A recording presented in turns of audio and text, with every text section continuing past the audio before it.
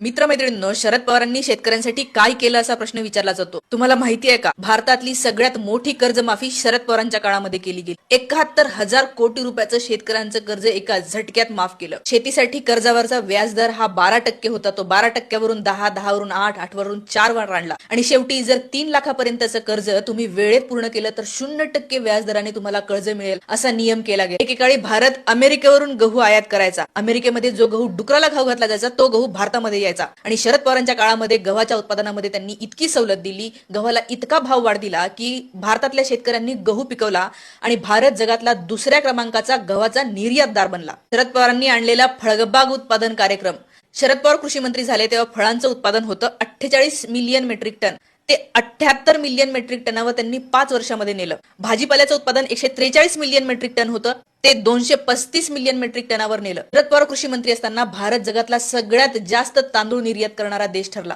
जागतिक अन्न संघटनेने तर असं म्हणलं होतं, you are a dangerous nation, आम्हाला तुमची भीती वाटते. तुम्ही अन्नधान्य पिकवायला लागता तेव्हा इतकं पिकवता की जगभरामध्ये ते प्रोव्हाइड करायला लागता. शरद पवार कायम हे म्हणायचे की प्रत्येक शेतकऱ्याला हे वाटलं पाहिजे की आपल्या कष्टाचा मोबदला मिळतो आहे, असं शेतकऱ्यांना वाटलं पाहिजे. तरच आणि तरच शेतकऱ्यांचा शेती पिकवण्यामधला उत्साह आणि मनोधैर्य टिकून राहतं. आज साहेबांचा वाढदिवस आहे, तुम्हाला खूप शुभेच्छा. 100 वर्ष जगा, कारण महाराष्ट्राला तुमची गरज आहे.